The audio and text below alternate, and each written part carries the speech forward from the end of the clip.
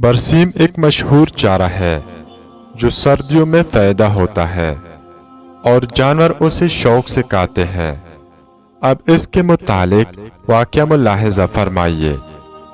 صدر الحکماء شیخ و رئیس بو علی سینہ فرماتے ہیں، آج سے 40 برس قبل میرے پاس ایک مریض لایا گیا جسے کئی بیماریوں نے گھیرا ہوا تھا، جس کی وجہ سے اس کا دل، معدہ، جگر اور گردے شدید متاثر ہو چکے تھے۔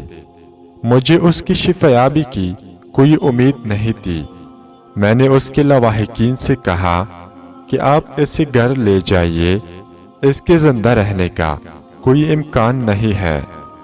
اس کے لواحقین نے مجھ سے اصرار کیا کہ آخر ہم اسے آپ کے مت پر لائے ہیں تو آپ اس کی کچھ نہ کچھ دوا تو کریں۔ آپ کا کام دوا دینا ہے اور شفا خدا کے ہاتھ میں ہے۔ میں نے کہا، دوستو، اب یہ اس منزل پر پہنچ چکا ہے کہ کوئی بھی دوا اس کے لیے فائدہ مند نہیں ہے۔ آپ لوگ خواہ مخواہ رقم ضائع نہ کریں۔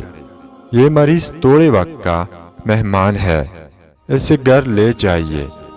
میری گفتگو سن کر باقی تیمہ دار تو خاموش ہو گئے، البتہ ایک تیمہ دار نے کہا، جب آپ کسی مریض کا درد دور نہیں کر سکتے تو پھر آپ نے یہ مطلب کیوں بنایا ہوا ہے اور اپنے آپ کو طبیب کیوں کہلاتے ہیں؟ میں نے کہا، دوست ناراض کیوں ہوتے ہو؟ شفا خدا کے ہاتھ میں ہے، ہم تو ایک ذریعہ ہے۔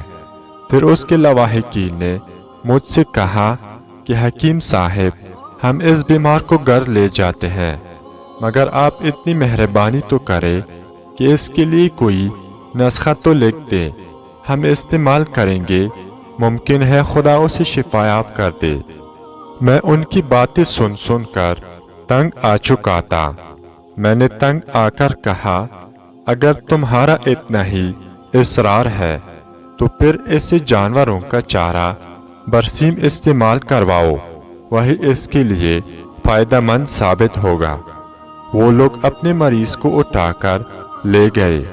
اس واقعے کے چند دن بعد وہ لوگ میرے پاس آئے اور وہ مجھے تحفہ دینے کے لیے گھی، دودھ، پنیر اور کچھ بکریاں ساتھ لائے۔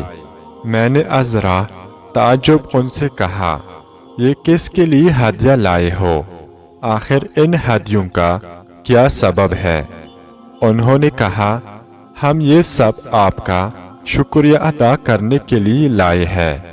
آپ نے ہمارے مریض کے لیے برسیم کا چارہ تجویز فرمایا تھا، ہم نے اس سے وہ کھلایا تو ہمارا مریض شفایاب ہو گیا، اور اس کی شفایابی کی خوشی میں ہم یہ حقیر سا نذرانہ آپ کی خدمت میں پیش کرنے آئے ہیں۔ جب میں نے یہ سنا تو مجھ پر حیرت کے پہاڑ ٹوٹ پڑے اور مجھے یقین ہو گیا کہ شفا خدا کے ہاتھ میں ہے، چاہے تو وہ لا علاج مریض کو برسیم کی چارہ سے صحت یاب کر دے۔